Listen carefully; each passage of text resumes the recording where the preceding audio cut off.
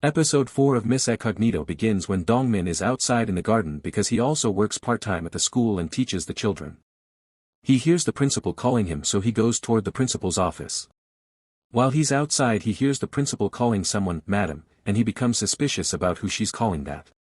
Then he goes inside and asks about it Missy and pretends she's talking on the phone to the wife of a church father and keeps calling her "madam" in the conversation so Dongmin won't suspect anything. Then she asks him why he's there. Dongmin says she was the one who called him. Missy makes an excuse again, saying she called him only because the children bus was coming. But Dongmin says the bus comes every day, so what's special today? The principal says that today is their new teacher's first day and they should welcome her properly, then sends him away and closes the gate. But Young knows that Dongmin is standing just outside the gate, so she suddenly opens it, asks him if he was listening to them, and then he has to leave. The principal then tells Young that they should finish their conversation, and she speaks very sweetly. Young warns her not to make any mistakes about her name. The principal is happy that she'll get 3 million and then there won't be any problem buying the kindergarten. Young says she was talking about 3 months, but Young tells her not to worry, she'll arrange the settlement once her work is finished. The principal says a verbal agreement is valid, but they should put something in writing too. Young says she'll talk to her lead on. The principal is overexcited, and then she goes to get coffee for Young. They drink coffee together and Young starts telling the principal about her real identity, saying this will only be known to the principal if it gets leaked, she will know it's principal. She tells her to keep her mouth shut. Then the principal asks Young about her real education and her parents. Young says she only studied up to high school, she didn't attend university. She even admits she once stole sanitary pads, and the principal feels pity. Young also says she doesn't know who her father is, and that her mother has 3 criminal records. Hearing this, the principal becomes a little nervous but still flatters her. Young says if the principal wants to know more, she can look it up in the media. Then Young asks what she's supposed to do here. The principal tells her to go to the classroom, and as Young starts to leave, the principal stops her and asks if there's anything between Young and Lee Don. Young replies that he is not her type, which the principal doesn't like. Outside, people are installing CCTV cameras near Young's house and Taemin is watching them along with a woman. Young is walking around the school and starts taking photos to check where cameras are missing. Dongmin sees and asks what she's doing. Young makes an excuse that there's a shortage of cameras here, and at that moment she gets a call. She goes aside to take it. The company says they installed CCTV at her house and she can watch it on her phone and laptop. Young checks the footage while Dongmin stands nearby. The principal sees this and forbids him from wandering around, telling him not to be nosy and to stay away from Young. Dongmin asks if she did a background check, and the principal says yes, they checked carefully and tells Dongmin not to be suspicious. Then the school children arrive and go to them to welcome the children. We see Hyun at the police station trying to file a missing person report for Young, but the officer says they don't file reports for adults and, if they refuse, they won't even be able to disclose his location. Hyun acts like she'll never get to her mother, and just then the officer gets a call from his senior and agrees to file the report, saying they will start an investigation.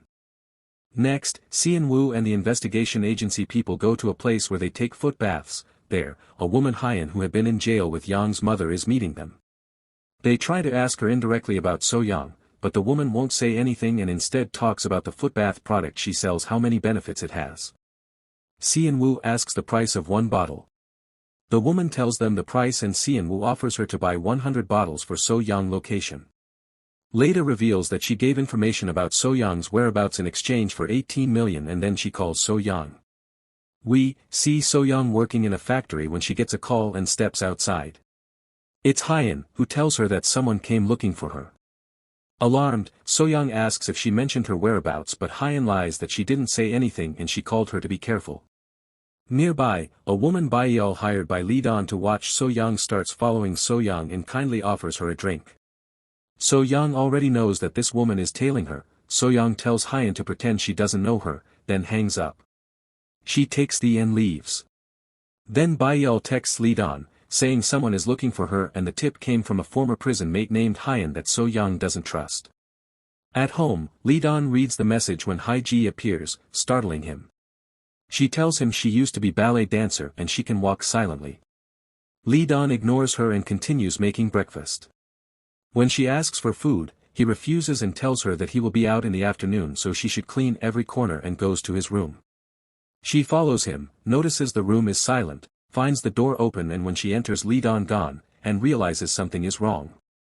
Back at the school, Principal Mi Seon with Yang in class just when their school supplies coordinator comes reminding her she was supposed to meet him. Mi Seon then asks Yang to watch the children. Despite Yang's request she leaves her with children. Yang is nervous but kind, she introduces herself to the kids, who ask how long she'll stay maybe until Christmas, they say, and start talking about making a Christmas tree. Then they notice Ju-won's toy and ask him to share it but just one refuses to share his toy. A fight soon breaks out over Ju-won's toy, and Yang tried to stop it but the children ignore Yang's words and she snaps a block in half to get their attention. Impressed, the kids quiet down as Yang begins teaching self-defense, warning them that many crimes happen toward children frightening the little ones. Meanwhile, the supply coordinator shows his products to the principal, but she's uninterested, saying admissions are low and she can't afford to buy. But he requested her to purchase as he has not completed this month's quota and he will give a discount. In class, Yang uses a Dino Ping toy as the villain to demonstrate moves. She asks the kids to shout first, their loud shouts reach the hallway. Dongmin who was in another class and Mi Seon heard this. Yang's move knocks the toy flat, deflating it and making the kids cry. Dongmin and Mi Seon arrive there. Some students even try to give it CPR. Dongmin asks her what she is doing. Yang explains she was teaching self-defense, while Mi Seon looks upset about the expensive toy and tries to calm children. Dongmin asks Yang outside. The principal watches and wonders how Yang will survive 3 months here. Then she notices an envelope with a child's fee lying outside on a bench. She wonders why it's there and realizes the money in the envelope is gone. She looks everywhere for the money, then remembers Yang had been in jail and becomes suspicious of her. Outside, Dongmin questions why she's there when she supposedly has a university degree and why she's teaching such things to children and asks if she was thrown out of her previous school because of this.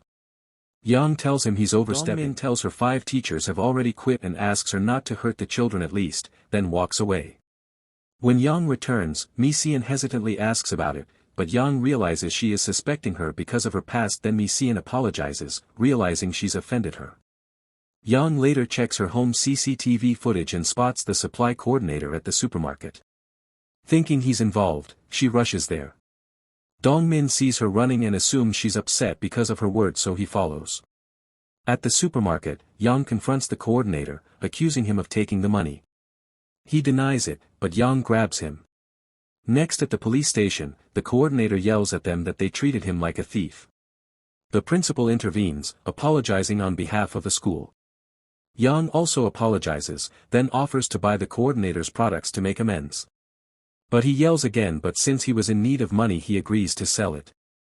As the situation settles, the principal tells them she has some work and asks them to return to the kindergarten. They pick up the supplies and head back. When the two of them are walking together, Yang tells Dongmin that she didn't run away because she was offended by his words and she tells him that she's not as bad as he thinks. Dongmin explains that he got angry because he was worried about the children, he had hurt himself while exercising, and that made him irritable. He apologizes to her, saying he shouldn't have behaved that way. He also adds that one should never apologize with money, but Yang replies that for someone who truly needs money, giving money is a better apology than just words. After saying that, she walks away. Yang goes back inside the school and sees the Dino Ping toy lying broken. She puts her things aside and starts fixing it. Once it's repaired, she even writes sorry about it and she looks emotional and regretful. When she leaves the school, she spots a woman waiting outside, the mother of one of the students. The woman offers to drop Yang home and speaks very kindly to her. During the ride, she tells Yang that she's the president of the local women's association and explains that whenever a newcomer arrives, they all have dinner together to get to know each other better. She asks Yang about her likes and dislikes. While talking, Yang notices a phone placed and on call with someone but keeps answering politely, mentioning what she likes. At the police station, 2 are listening to and recording the conversation to learn more about her preferences. Yang mentioned that she likes strawberries. Just then, Dongmin enters the police station, hears the voice and recognizes Yang's voice and asks what they are doing. They panic and try to send him away. Yang, who's still in the car, hears his voice through the call. The woman with her starts coughing deliberately to cover the sound, but Yang asks the woman to stop the car and gets out, and when the woman asks about the welcome dinner, Yang refuses to go for dinner, saying it's not appropriate for a teacher to attend a welcome dinner hosted by a student's parent. Meanwhile, Hyun is at home trying to open the bookshelf, believing there's a secret passage behind it. After struggling for a long time, she sits down tired, staring at a pen on the desk. She picks it up, and as soon as she removes the pen, a secret door opens. Excited, she goes inside and finds several items on the table as Yang's fake resume and a photo of the kindergarten where Yang currently works. Seeing this, Hyun smiles and says, "I finally found my friend." Then she notices through the surveillance camera that Butler Choi and the driver are standing outside, waiting to talk to her. She steps out to meet them. They ask her whereabouts of Yang and mentions that Hyun is suing her stepmother. If the three of them testify in court, Hyun will give them a lot of money in millions. They ask Hyun again if she knows Yang's location. Hyun pretends she doesn't, saying she has no idea for now, but if she watches Lee Dan for a few days, she might find out. She promises to contact them once she learns something and goes back inside. Once alone, she thinks to herself that she won't share the information she's found because this is about billions. Her behavior becomes suspicious and greedy. Meanwhile, Dongmin is seen cooking, and Yang returns home where Juwon is already sitting. She tells him this is her house, but he holds her hand and insists they eat dinner together. Then they sit down and share a meal. Dongmin steps into the kitchen to fetch something when a message pops up on his phone. It's from the village group chat. Juwon start reading message that someone said that Dongmin was right about the teacher and that there's definitely something strange about her, which is why she was sent away from Seoul. Dongmin rushes out and grabs his phone, embarrassed. Yang hears it and feels hurt. She quietly says she's full and leaves the table, walking out. At night, Yang is trying to understand all the villagers and their relationships while also checking the cameras. Then, she calls Lee Dan and tells him that she has checked everything. There are no hidden cameras here, only the ones she installed herself. She also mentions that the villagers are starting to suspect her. Lee Dan advises her to befriend the locals since Hyun has already filed a missing person report for her, and it's important to get along with them if she plans to stay there for 3 months. Meanwhile, Dongmin and Taemin come to Yang's house, bringing her gifts. Just then, Yang cuts call and comes outside, asking what they are doing. Dongmin says he brought strawberries, but Yang refuses them, saying she doesn't like strawberries, and tells them to enjoy them instead. After that, she goes back inside and secretly watches them through the window. The next morning, Yang is exercising while Dongmin and Taemin watch her before heading to their strawberry farm to collect strawberries. The following day, Yang is trying to learn how to apply makeup but ends up doing it wrong.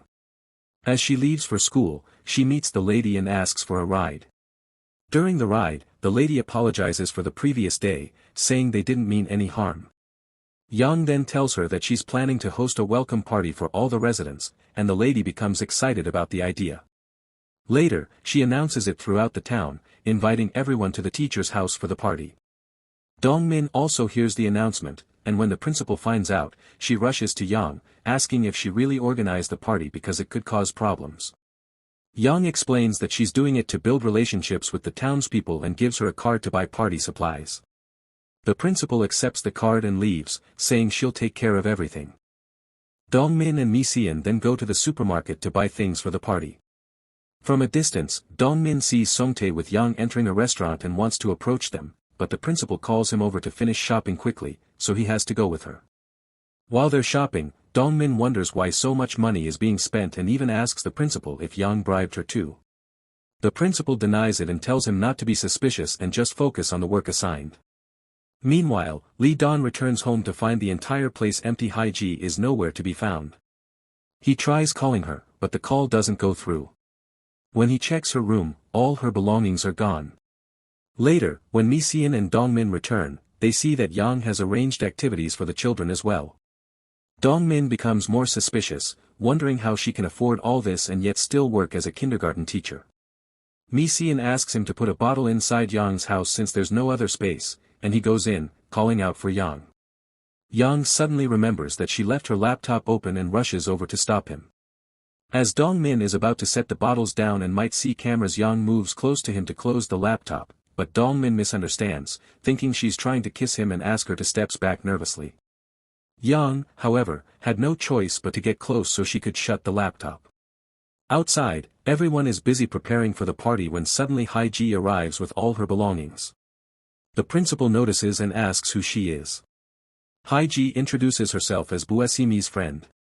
Then, as she walks inside, she sees Yang with Dongmin together and greets Yang warmly, saying it's been a long time since they've met. And with that, the episode ends. Thanks for watching. Please subscribe to my channel.